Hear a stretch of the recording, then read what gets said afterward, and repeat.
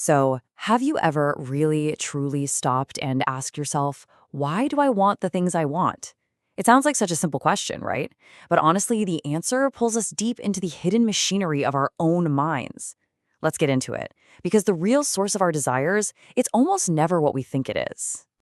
This quote from Marcel Proust, it just hits so hard because it captures a feeling I think we've all had. You chase something, you pour your entire heart into it, only to look back one day and think, what was that all about? Why did I even want that? It just goes to show how our most powerful desires can sometimes feel like they belong to a complete stranger. And this really gets us to the core question we're going to explore here. Are you in the driver's seat, consciously picking what you want out of life? Or are you more of a passenger, being steered by these invisible forces you can't even see? So let's start peeling back the layers of this onion and see what we find. Okay, first layer, this idea that all of our wants are perfectly rational. We love to think we're these logical creatures, right? But more often than not, that's just a really convenient story we tell ourselves after the fact. Sure, some desires are dead simple. I'm hungry, so I want lunch. That's rational. But what about that sudden, almost overwhelming urge for something really specific? Remember the Hummer craze a while back? One day, nobody cares about them. The next, it's like this ultimate status symbol you just have to have. That's not logic. That's something else. Something that feels almost contagious. And yeah, that something else, a lot of the time, it's just other people. A massive chunk of what we want is all tangled up in this big, invisible game of social status that we're all playing, whether we know it or not. To really see this in action, let's try a little thought experiment. Just imagine for a second that you wake up tomorrow and you are literally the only person left on the entire planet. All the stuff is still here. The cars, the houses, the stores, it's all yours. But there's just nobody else. Now, in that world, would you still want a brand new Ferrari or a massive mansion or the Hope Diamond? Probably not, right? Because without anyone around to impress, to show it off to, the desire for these status symbols just kind of evaporates. We don't just want the thing, we want the status that comes with the thing. This all boils down to the incredible power of relative value. So check out this scenario. You get an anonymous letter at work that shows you're the lowest paid person in the whole office. You feel awful, right? You're furious. But then you find out it was a prank, and in reality, you're the highest paid person. Suddenly you're on top of the world. Now think about it. Your salary didn't change by a single cent, but your feeling about it did a complete 180. It was never really about the money itself. It was about where you stood compared to everyone else. Gore Vidal. Well, he just said the quiet part out loud, didn't he? A lot of this social status game is what you'd call zero sum. For us to feel like we're winning, we often need that feeling that someone else is losing. It's a pretty harsh truth, but it's a huge driver of what we want. Okay, so we're influenced by other people. Got it. But believe it or not, that's only half the story. Let's peel back another layer and take a look inside our own heads, where desire is secretly being cooked up. So, we tend to think our conscious, rational mind, our intellect, is the CEO, calling all the shots. But philosophers like Schopenhauer saw it differently.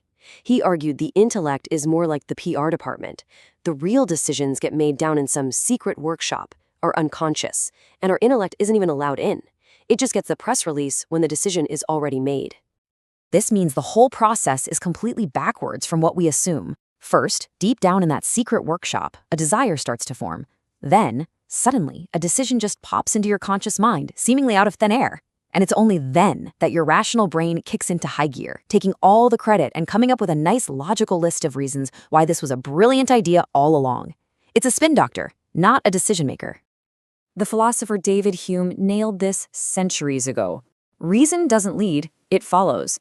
It's an incredibly powerful tool, for sure, but it's a tool that works for our deeper, non-rational passions, our desires. Your reason can tell you how to get what you want, but it never, ever tells you what you should want in the first place. So, if our desires are being fed to us by other people and by this secret workshop in our brain, what's actually powering the whole system? Well, we've finally reached the very core of the onion, the deep biological programming that pretty much guarantees we're never, ever completely satisfied. At the very heart of all this is what you could call the biological incentive system.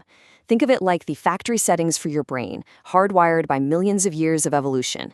Its main job is super simple: keep you motivated, keep you chasing, striving, surviving. And it does this by dangling rewards, like a little hit of pleasure, and threatening punishments, like that nagging feeling of dissatisfaction. And this system creates this endless loop, famously known as the satisfaction treadmill. It works like this. First, we want something, we get it, and our brain gives us a little reward, a brief thrill. But, and this is the important part, that thrill is designed to fade away. That's stage 2, psychological adaptation. The shiny new thing becomes normal, boring. So what happens? To feel that thrill again, we have to find a new thing to want. And just like that, you're right back on the treadmill, starting the cycle all over again.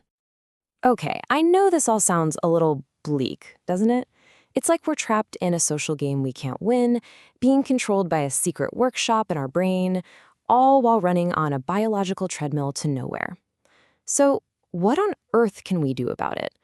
Well, the key isn't to get rid of desire. The key is to consciously choose a plan for managing it. Look, if our default programming is to be endlessly chasing the next thing, then the only real way out is to consciously install some new software. We have to choose a life plan, a deliberate strategy for finding a kind of satisfaction that lasts. Let's explore 3 classic ways people have tried to do this. First up, there's the philosophical path. Think of the ancient Stoics.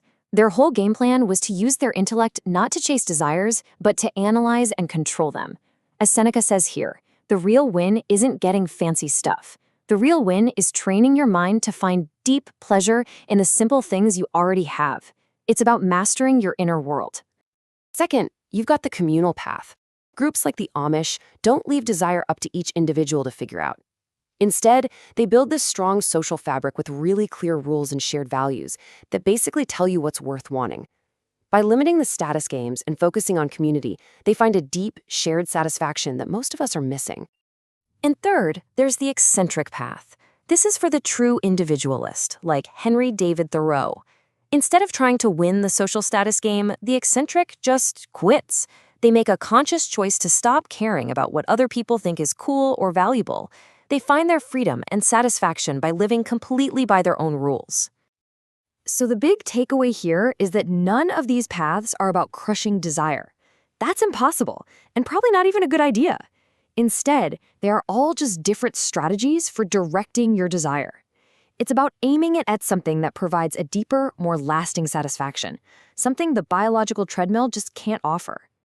And this all leads to a final, really powerful idea, paraphrased from the philosopher John Stuart Mill: a life of mindless, fleeting pleasure, the life of the fool who's just happy on the treadmill. That's one kind of satisfaction. But a life of conscious, meaningful satisfaction, the life of Socrates, is something else entirely. It's a higher kind of fulfillment, and it's a choice you can make. Because ultimately, that's what all this knowledge gives you. It gives you a choice. You can let these hidden forces run your life on autopilot, or you can wake up and consciously choose a plan. So the question I'll leave you with is a simple one.